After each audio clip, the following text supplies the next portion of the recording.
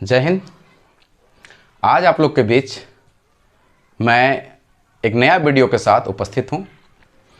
आज का जो वीडियो है ये एनसीईआरटी आरओ भाग 1 में निर्मला पुतुल के जो कविता है उस पर आधारित है। निर्मला पुतुल का जन्म सन 1972 ईस्वी में दुमका झारखंड से, और मैं आप लोग को बता दूं कि मैं भी एक झारखंड का निवासी हूं। और जिस प्रकार से निर्मला पुतुल का जीवन है, कहीं उससे भी बदतर स्थिति मैंने भी अपने जीवन को देखा है। तो मैं आप लोगों से पुनः एक बार निवेदन करता हूं कि मेरे इस चैनल को लाइक करें, शेयर करें, कमेंट करें और सब्सक्राइब करें, ताकि आपके प्यार से मैं प्रोत्साहित हूं और नया नया वीडियो आपके बीच लाता रहूं। तो चलिए आज निर्मला पुतुल का जो कविता है उस पर आधारित और उनकी रचनाओं को देखेंगे। निर्मला पुतुल का जन्म सन 1972 ईस्वी दुमका झारखंड में हुआ था। निर्मला पुतुल अपने जीवन में कहती हैं कि मैं जब अध्ययन कर रही थी उस वक्त मुझे रोटी की लाले पड़ रहे थे, लेकिन जहाँ तक मैं देख पा रहा हूँ इनका जीवन को, इनके पिता, इनके चाचा एक शिक्षक होने के नाते मुझे नहीं लगता है कि इतना बुरा स्थिति होना चाहिए। और कहती हैं कि मैं नियमित जो पढ़ाई था वो मैं पूरा नहीं कर पा रही थी। फिर भी उनकी आपसी ये बात है। लेकिन आज जो इनकी जो कविता पढ़नी है वह किस परिदृश्य में कही गई है उस पर आधारित कविता हम लोग जानेंगे। पहले उसके बारे में जान लेते हैं। देखिए, एक चीज तो सही बात है कि निर्मला जो पुतुल हैं वो बेबाक रूप से संथाली और उनके जो संस्कृति है, उनके रीति रिवाज जो है उस पर बेबाक रूप से उन्होंने अपनी बातों को रखने का प्रयास किया है। दोनों पक्ष, सकारात्मक पक्ष और नकारात्मक पक्ष। निर्मला पुतुल की जो कविता है आओ मिलकर बचाएं, उसमें भी यह इन बिंदुओं को देखने को आपको मिलेगा। झारखंड, जिसे हम आज के संदर्भ में भारत के सबसे खनिज संपदा वाले प्रदेश के रूप में जानते हैं, यहां तक झारखंड का जो लोग हैं वो पूरे भारतवर्ष में अपना परचम लहरा रहे हैं। चाहे वो संगीत के क्षेत्र में हो, नृत्य के क्षेत्र में हो, या खेलकूद के क्षेत्र में हो, या अन्य किसी भी क्षेत्र में हो। जैसे आप खेल के दुनिया में देखते हैं तो क्रिकेट हमारे देश के एक लोकप्रिय खेल है, जिसमें महेंद्र सिंह धोनी पूर्व कप्तान जो रहे वो हमारे झारखंड के प्रदेश के ही रांची जिले से निवास करते थे।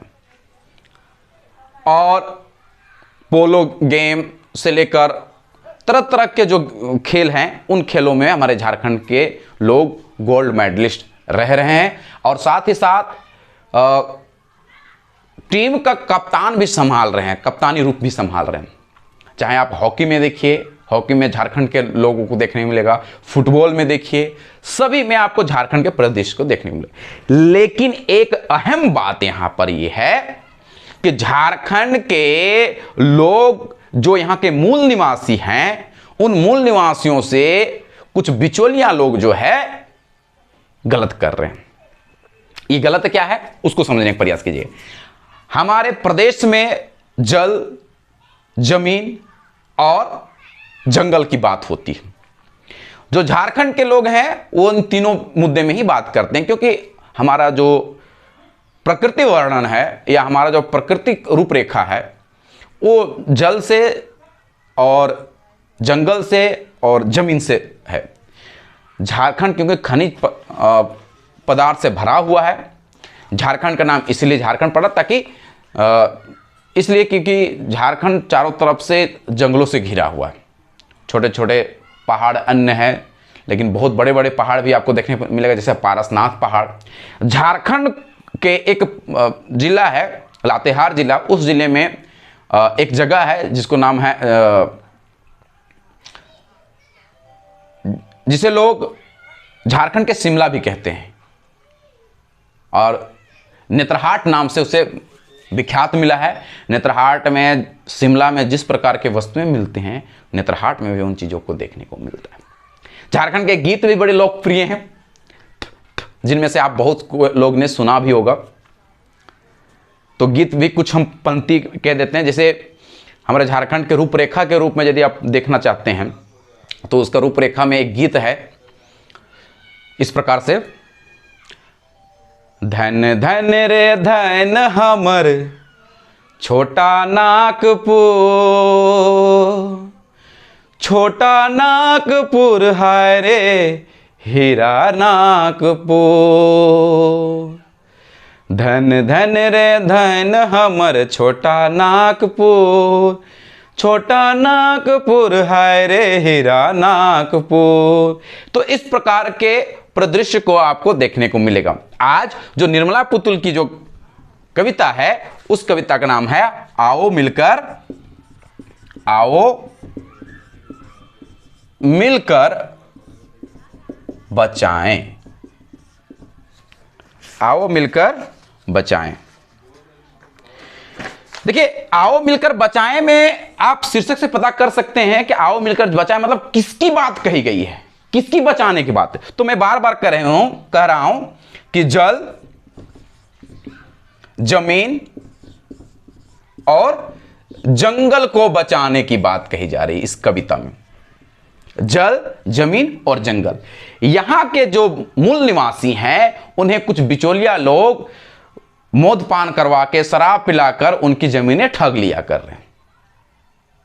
और जो झारखंड को झारखंड नाम पड़ा, जिसके वजह से वह जो रूपरेखा है अब धीरे धीरे मिटते जा रहे हैं। और इसी को बचाने के लिए निर्मला पुतुल कहती हैं कि चलो आकर मिलकर बचाते हैं। तो चलिए कविता की ओर समझने का प्रयास कीजिएगा।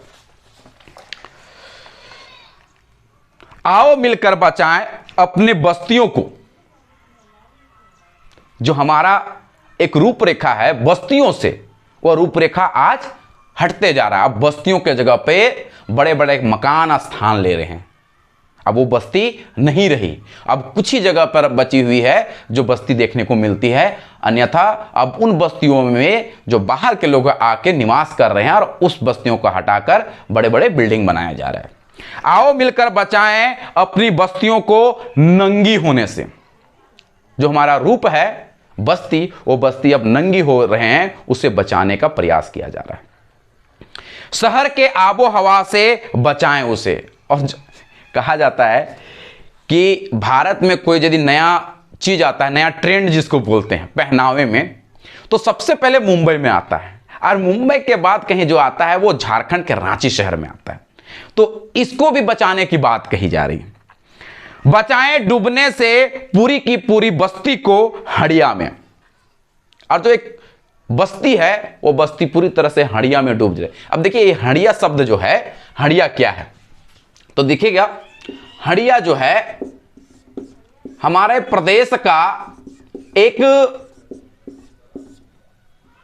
नशीली पदार्थ है।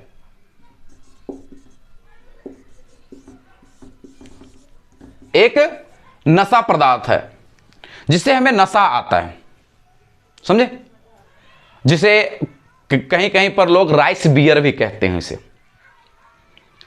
तो झारखंड के जो मूल निवासी हैं वो इसे बहुत ज़्यादा सेवन करते हैं। सुबह उठें तो हड़िया, दोपहर में तो हड़िया, रात में सोने से पहले हड़िया, कोई मर गया तो हड़िया, कोई जन्म लिया तो हड़िया, शादी हुआ तो हड़िया।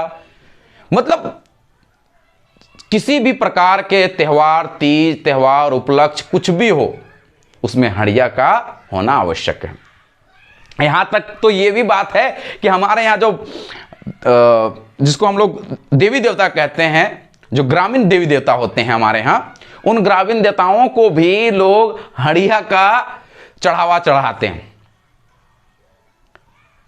और हड़िया का साथ साथ एक हमारे प्रदेश का बड़ा चर्चित, जिसको चखना बोलते हैं, वो चखना बड़ा चर्चित है। मुर्गी का पोटा और उसमें चना मिलाया हुआ, वो बड़ा चर्चित है। तो इससे बचने की बात कह रही है निर्मला पुतुल कि ये हमारे लिए खराब हो रहा है, क्योंकि इसके चक्कर में, इस हड़िया के चक्कर में, इस हड़िया के चक्कर में हम क्या कर रहे हैं, अपने इन तीनों चीजों को, जल, जमीन और जंगल को बेच रहे हैं। आगे देखिए क्या कहते हैं, अपने चेहरे पर संथाल परगना की माटी का रंग, भाषा में झारखंडीपन। अब देखिए भाषा में झारखंडीपन कहने का मतलब क्या है। झारखंड में कम से कम 32 तरह की बोलियां बोली जाती हैं। झारखंड में केवल 32 तरह की बोलियां बोले, और जिस भी झारखंड के किसी भी जिले में जाइए, उसमें एक जिले में 2-3 तरह की भाषाएं बोली जाती है, बोलियां बोली जाती हैं। ये हमारा कल्चर का, रीति रिवाज का एक परिचय है। यहां पर हो, खड़िया, नागपुरी, मुंडारी, संथाली, खोरठा, पचपरगनिया और तरह तरह की बोलियां बोली जाती है। इसी चीज को बचाने की बात कही जा रही है।